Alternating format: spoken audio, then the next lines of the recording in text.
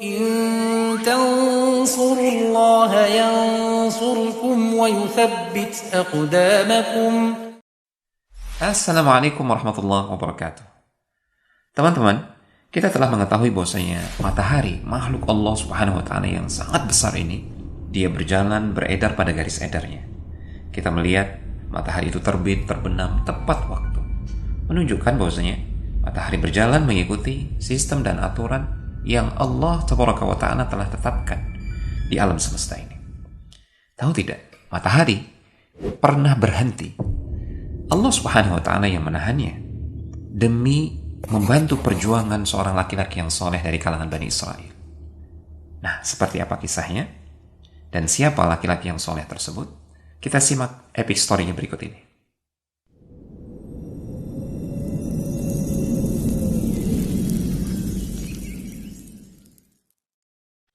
Laki-laki soleh tersebut bernama Yusha bin Nun.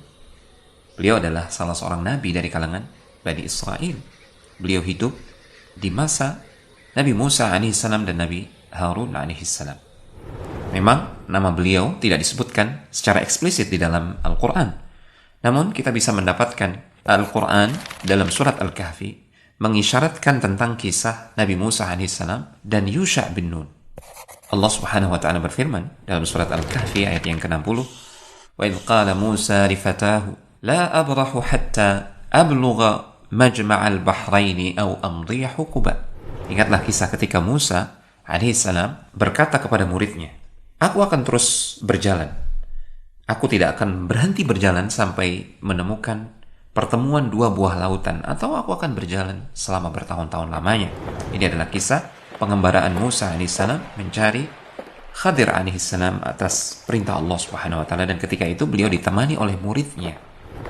Rasulullah SAW bersabda, mengisahkan kepada para sahabat bahwasanya murid beliau yang dikisahkan dalam ayat yang mulia ini adalah Yusha bin Nun. Ini berdasarkan riwayat yang sahih dari Ubay bin Ka'ab radhiyallahu ta'ala anhu, sebagaimana disebutkan dalam Al-Bidayah wan Nihayah karya Al-Hafidz Ibnu Katsir rahimahullahu ta'ala. Teman-teman, Yusha bin Nun ini keturunan siapa? Para ulama ahli sejarah menyebutkan nama beliau adalah Yusha ibn Nun bin Ephraim bin Yusuf bin Yaqub bin Ishaq bin Ibrahim alaihimussalam. Wow, ternyata Yusha bin Nun ini adalah keturunan para nabi yang mulia. Nabi Yusuf alaihissalam, kemudian Nabi Yaqub, Nabi Ishaq, dan Nabi Ibrahim. Bapaknya para nabi. Khalilur Rahman, kekasih Allah Subhanahu wa taala, Ibrahim alaihissalam. Ternyata nasab beliau sampai kepada Khalilur Rahman. Dan konon, para ulama juga menyebutkan Yusha ibn Nun ini adalah putra dari saudari perempuan Nabi Musa alaihissalam. Dan teman-teman, nama Yusha bin Nun sebagai seorang nabi dikenal dalam kitab Perjanjian Lama dengan nama Yosua. Ini sebagaimana nabi-nabi yang lainnya. Misalkan Ibrahim, di kalangan mereka dikenal dengan nama Abraham. Demikian pula dengan Yusuf alaihissalam, misalkan Joseph. Demikian pula dengan Daud alaihissalam, David. Yaqub alaihissalam, Jacob. Yusha bin Nun, Yosua. Dan dia adalah salah seorang di antara dua laki-laki yang memotivasi Bani Israel untuk taat kepada perintah Allah dan perintah nabinya, Nabi Musa alaihissalam, yang ketika itu memerintahkan mereka untuk memasuki Baitul Maqdis. Dan ini diisyaratkan di dalam Al-Quran.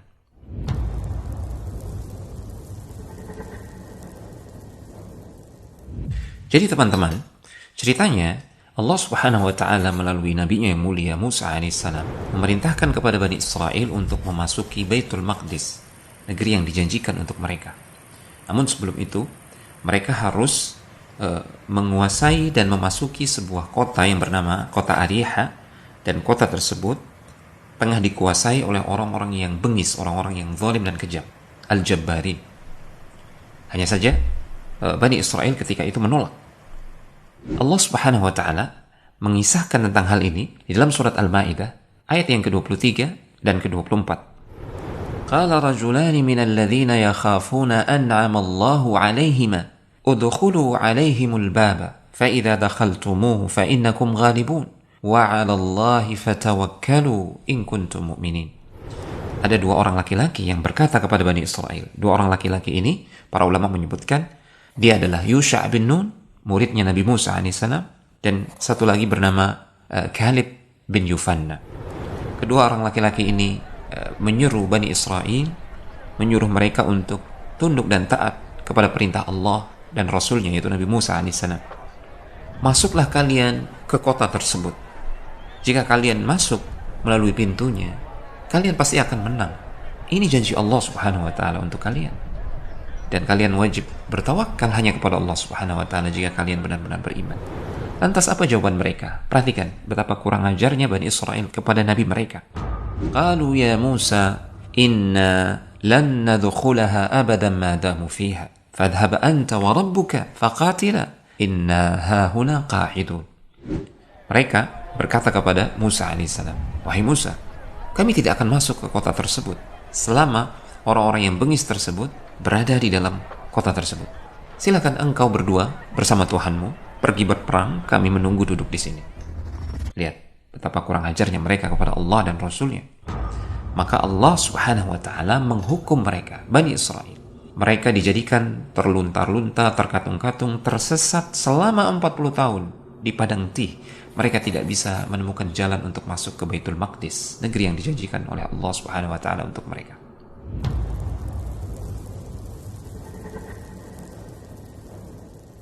Teman-teman sekalian, ternyata Musa alaihissalam dan Harun alaihissalam diwafatkan oleh Allah subhanahu wa ta'ala di padang Tih tersebut.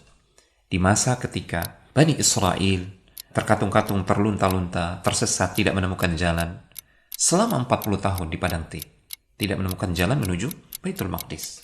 Dan disebutkan bahwasanya Allah subhanahu wa ta'ala memerintahkan kepada Musa alaihissalam untuk memberikan wasiat kepada Yusha' bin Nun agar dia memimpin Bani Israel sepeninggal beliau. Setelah wafatnya Nabi Musa alaihissalam, barulah kenabian dan kepemimpinan Bani Israel dipegang oleh Yusha' bin Nun. Setelah 40 tahun, Yusha' bin Nun melanjutkan misi untuk memasuki Baitul Maqdis yang ketika itu dikuasai oleh Al-Jabbarin, orang-orang yang bengis dan zalim.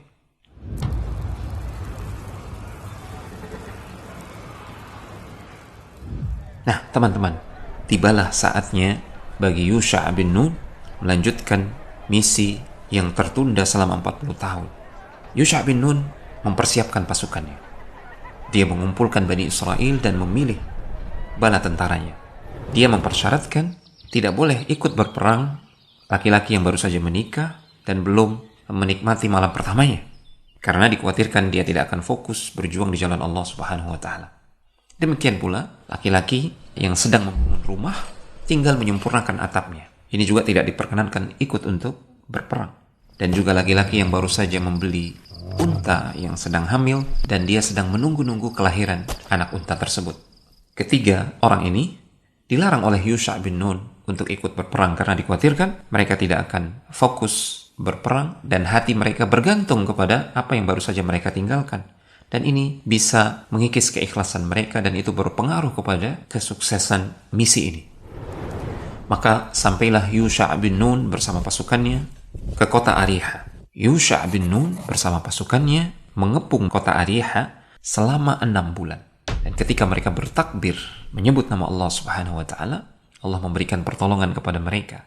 Allah menjadikan tembok benteng kota Ariha runtuh sehingga mereka bisa dengan mudahnya masuk ke dalam kota Ariha. Dan dengan pertolongan Allah subhanahu wa ta'ala, benar ketika mereka memasuki kota Ariha, Allah memberikan pertolongan kepada mereka. Mereka bisa menguasai kota tersebut dan selanjutnya mereka bisa menemukan jalan menuju Baitul Maqdis, negeri yang dijanjikan untuk mereka. Ternyata Baitul Maqdis juga dikuasai oleh sekumpulan orang. Baitul Maqdis ketika itu memiliki istana-istana dan dikelilingi oleh benteng-benteng yang kokoh. Terjadilah pertempuran yang sengit. Dan pertempuran itu terjadi di hari Jumat. Sebentar lagi matahari akan terbenam. Yusha' bin Nun sebentar lagi akan meraih kemenangan. Namun, dalam syariat Bani Israel ketika itu, mereka diharamkan untuk berperang di malam Sabtu atau di hari Sabtu. Yusha' bin Nun memahami hal ini. Matahari sebentar lagi akan terbenam. Jika benar-benar terbenam, maka ini bisa melemahkan pasukannya. Semangat akan kendur. Kenapa? Karena mereka diharamkan untuk berperang di malam Sabtu atau di hari Sabtu. Disinilah keajaiban terjadi. Ketika itu Yusha bin Nun memandang matahari. Kemudian dia berkata, Innaki ma'muratun wa ana ma'murun. Allahumma hbisha alaina. Wahai matahari, engkau mendapatkan perintah dari Allah Subhanahu wa taala untuk terus beredar dalam garis edarmu. Aku pun mendapatkan perintah dari Allah Subhanahu wa taala untuk menguasai Baitul Maqdis ini. Kemudian Yusha bin Nun berdoa kepada Allah Subhanahu wa taala, Ya Allah, tahanlah matahari. Jangan biarkan dia terbenam sampai aku memenangkan pertempuran ini. Dan Allah pun mengabulkan doa Yusha bin Nun. Matahari berhenti, tetap berada di tempatnya sampai Yusha bin Nun dan pasukannya memenangkan pertempuran. Barulah matahari itu kemudian terbenam. Setelah memenangkan pertempuran, maka Yusha bin Nun memerintahkan pasukannya untuk mengumpulkan semua ghanimah, harta rampasan perang. Karena dalam syariat mereka diharamkan untuk mengambil harta rampasan perang. Harus dikumpulkan. Setelah dikumpulkan, maka Allah Subhanahu wa taala akan mendatangkan api yang akan melahap semua harta rampasan tersebut. Dan itu tanda Allah Subhanahu wa taala menerima amalan mereka dan menunjukkan bahwasanya tidak terjadi kecurangan. Tidak ada di antara pasukan yang mengambil sebagian dari harta rampasan perang untuk kepentingan pribadinya. Setelah semua ghanimah atau harta rampasan terkumpul, maka tiba-tiba datanglah api yang dijanjikan. Namun anehnya, api tersebut tidak melahap semua ghanimah yang ada. Yusha bin Nun memahami hal ini dan dia tahu bahwasanya ada di antara pasukannya yang berkhianat dan menyembunyikan sebagian harta rampasan perang. Maka Yusha bin Nun memerintahkan agar semua kepala suku berbaiat, menyalami tangannya. Tiba-tiba ada seorang laki-laki dari kepala suku yang tangannya melekat, tertempel erat, tidak bisa terlepas dari tangan Yusha bin Nun. Ini menandakan bahwasanya si pengkhianat yang mencuri harta rampasan perang berada dalam kabilah yang dia pimpin. Maka Yusha bin Nun memerintahkan semua laki-laki yang berada di bawah pimpinan kepala suku tersebut untuk menyalami Yusha bin Nun. Satu persatu menyalami beliau. Tiba-tiba ada 2 atau 3 orang laki-laki yang tangannya tidak bisa terlepas dari tangan Yusha bin Nun dan selalu menempel. Maka Yusha bin Nun mengatakan, di antara kalian ada yang menyimpan harta rampasan perang. Akhirnya mereka mengaku dan mereka pun mengeluarkan seonggoh emas berbentuk kepala sapi. Bayangkan. Dan turunlah api yang menyambar semua ghanimah tersebut.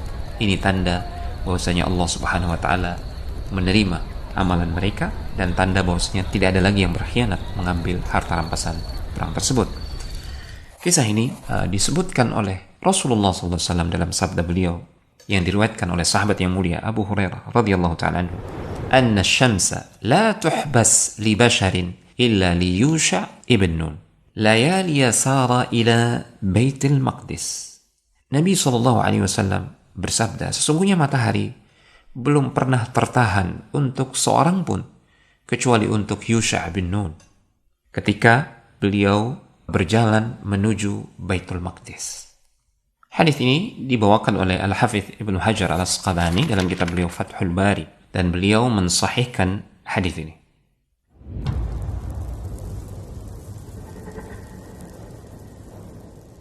Teman-teman, demikianlah kisah tentang Yusha bin Nun dan matahari. Ada banyak sekali pelajaran berharga dari kisah Yusha bin Nun.